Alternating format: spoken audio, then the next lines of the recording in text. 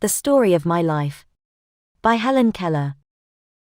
The most important day I remember in all my life is the one on which my teacher, Anne Mansfield Sullivan, came to me. I'm filled with wonder when I consider the immeasurable contrasts between the two lives which it connects. It was the 3rd of March, 1887, 3 months before I was 7 years old. On the afternoon of that eventful day, I stood on the porch, dumb, expectant. I guessed, vaguely from my mother's signs and from the hurrying to and fro in the house, that something unusual was about to happen, so I went to the door and waited on the steps. The afternoon sun penetrated the mass of honeysuckle that covered the porch and fell on my upturned face. My fingers lingered almost unconsciously on the familiar leaves and blossoms which had just come forth to greet the sweet southern spring. I did not know what the future held of marvel or surprise for me. Anger and bitterness had preyed upon me continually for weeks, and a deep languor had succeeded this passionate struggle. Have you ever been at sea in a dense fog, when it seemed as if a tangible white darkness shut you in, and the great ship, tense and anxious, groped her way toward the shore with plummet and sounding line, and you waited with beating heart for something to happen? I was like that ship before my education began, only I was without compass or sounding line and had no way of knowing how near the harbor was. Light, give me light, was the wordless cry of my soul, and the light of love shone on me in that very hour. I felt approaching footsteps. I stretched out my hand, as I supposed, to my mother. Someone took it, and I was caught up and held close in the arms of her who had come to reveal all things to me, and more than all things else, to love me. The morning after my teacher came, she led me into her room and gave me a doll.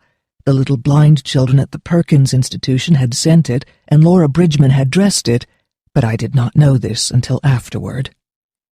When I had played with it a little while, Miss Sullivan slowly spelled into my hand the word D-O-L-L. I was at once interested in this finger play and tried to imitate it.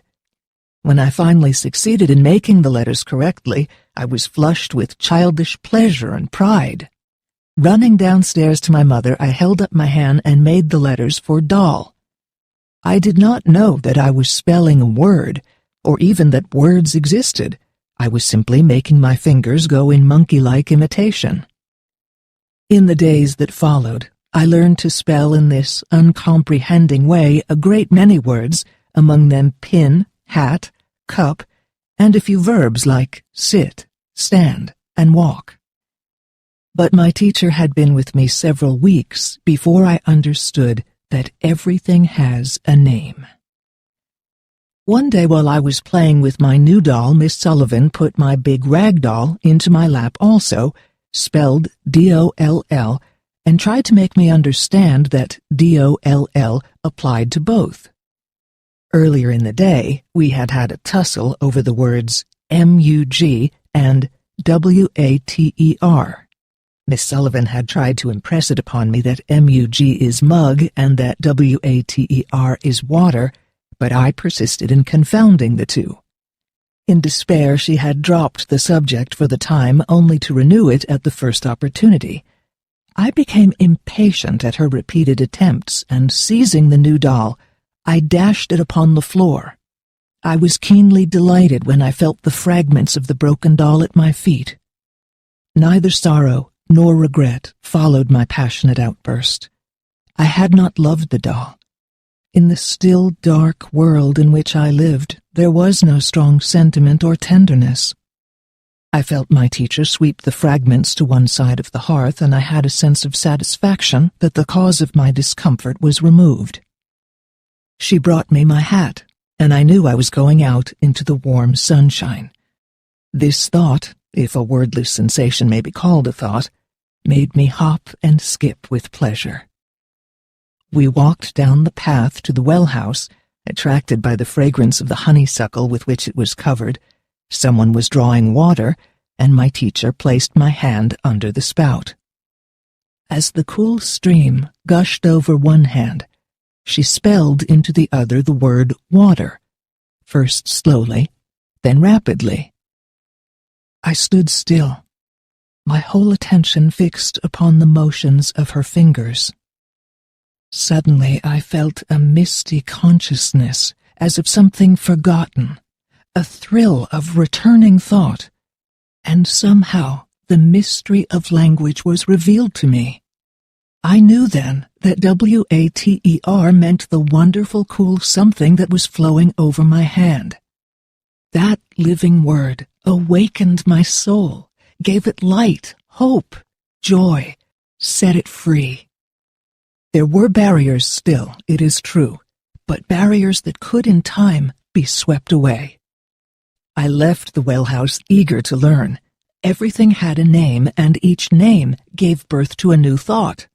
As we returned to the house, every object which I touched seemed to quiver with life.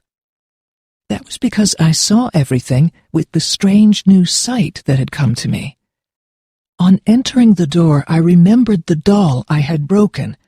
I felt my way to the hearth and picked up the pieces. I tried vainly to put them together. Then my eyes filled with tears, for I realized what I had done, and for the first time I felt repentance and sorrow. I learned a great many new words that day. I do not remember what they all were, but I do know that mother, father, sister, teacher were among them, words that were to make the world blossom for me, like Aaron's rod with flowers. It would have been difficult to find a happier child than I was as I lay in my crib at the close of that eventful day and lived over the joys it had brought me, and for the first time longed for a new day to come.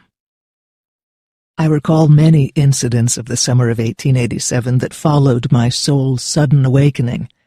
I did nothing but explore with my hands and learn the name of every object that I touched, and the more I handled things and learned their names and uses, the more joyous and confident grew my sense of kinship with the rest of the world.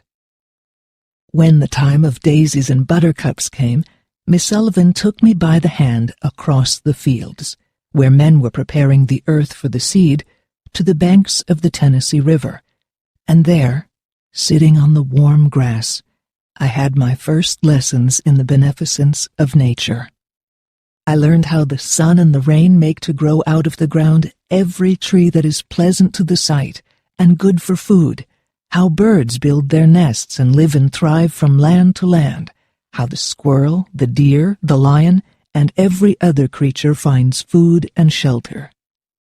As my knowledge of things grew, I felt more and more the delight of the world I was in. Long before I learned to do a sum in arithmetic or describe the shape of the earth, Miss Sullivan had taught me to find beauty in the fragrant woods, in every blade of grass, and in the curves and dimples of my baby sister's hand. She linked my earliest thoughts with nature and made me feel that birds and flowers and I were happy peers. But about this time I had an experience which taught me that nature is not always kind. One day my teacher and I were returning from a long ramble.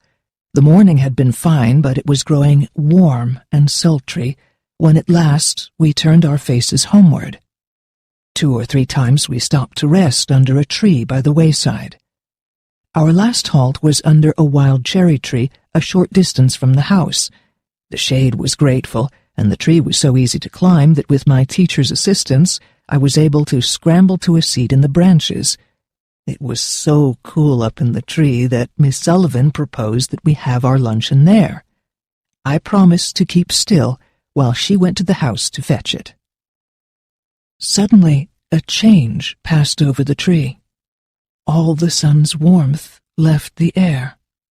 I knew the sky was black because all the heat, which meant light to me, had died out of the atmosphere. A strange odor came up from the earth. I knew it. It was the odor that always precedes a thunderstorm, and a nameless fear clutched at my heart. I felt absolutely alone, cut off from my friends and the firm earth. The immense, the unknown, enfolded me. I remained still and expectant. A chilling terror crept over me. I longed for my teacher's return, but above all things, I wanted to get down from that tree. There was a moment of sinister silence, then a multitudinous stirring of the leaves. A shiver ran through the tree, and the wind sent forth a blast that would have knocked me off had I not clung to the branch with might and main. The tree swayed and strained. The small twigs snapped and fell about me in showers. A wild impulse to jump seized me, but terror held me fast. I crouched down in the fork of the tree. The branches lashed about me. I felt the intermittent jarring that came now and then, as if something heavy had fallen and the shock had traveled up till it reached the limb I sat on. It worked my suspense up to the highest point, and just as I was thinking the tree and I should fall together, my teacher seized my hand and helped me down. I clung to her, trembling with joy to feel the earth under my feet once more.